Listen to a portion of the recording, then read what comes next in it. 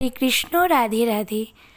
আজকের আলোচনার বিষয় মকর সংক্রান্তি বা পৌষ সংক্রান্তি কি এবং কেন পালন করা হয়। তো চলুন জেনে নেওয়া যাক।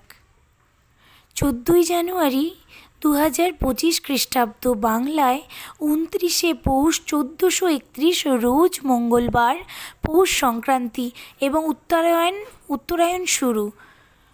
প্রতি মাসের শেষ দিন অর্থাৎ যেদিন মাস পূর্ণ হবে সেই দিনকে সংক্রান্তি বলা হয়। সংক্রান্তি অর্থ সঞ্চার বা গমন করা। সূর্যাদির এক রাশি হতে অন্য রাশিতে গমন করাকেও সংক্রান্তি বলা হয়। সংযোগ ক্রান্তি অর্থ সং মানে সাজা এবং ক্রান্তি মানে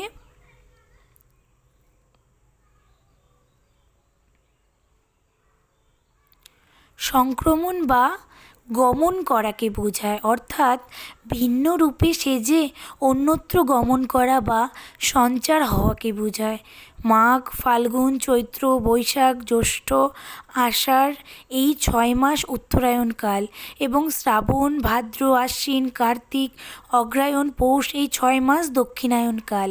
পৌষ মাসের শেষ দিনে সূর্য উত্তরায়ণের দিকে যাত্রা শুরু করে বলে একে উত্তরায়ণ সংক্রান্তিও বলা হয়। শাস্ত্রমতে মানুষের 1 বছর দেবতাদের একটি দিন রাতের সমান, অর্থাৎ মানুষের উত্তরায়ণের 6 মাস দেবতাদের একটি দিন এবং মানুষের দক্ষিণায়নের 6 মাস দেবতাদের একটি রাত।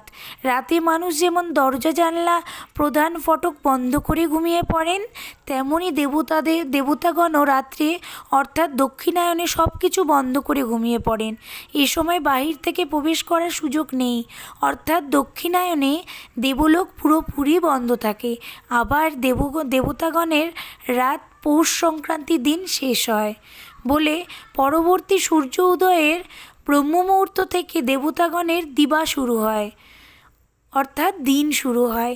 উক্ত সময়ে স্বর্গবাসী ও দেবলোকের সকলে নিদ্রা ভঙ্গ হয় এবং নিত্য ভগবত সেবামূলক ক্রিয়াদি শুরু হতে থাকে। এই জন্য সনাতন ধর্মাবলম্বীগণ ব্রহ্ম মুহূর্তে স্নান করা, নামযজ্ঞ করা, গীতা পাঠ করা, শঙ্খধ্বনি করা এবং উলুধ্বনি ও অনুষ্ঠানের মাধ্যমে দিনটিকে আনন্দময় করে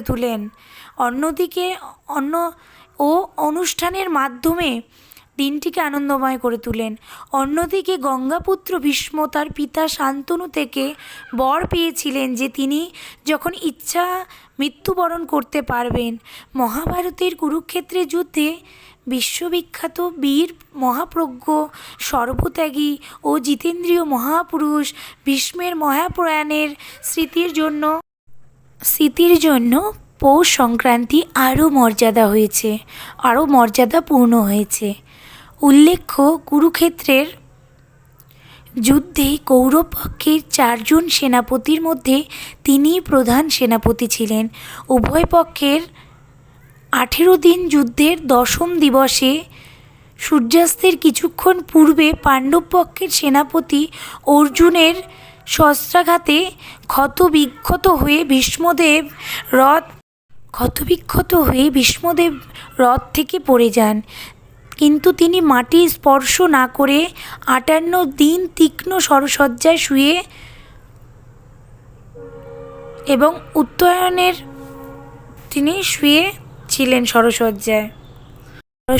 শুয়েছিলেন। হরে কৃষ্ণ কৃষ্ণ কৃষ্ণ হরে হরে, হরে রাম রাম রাম হরে হরে।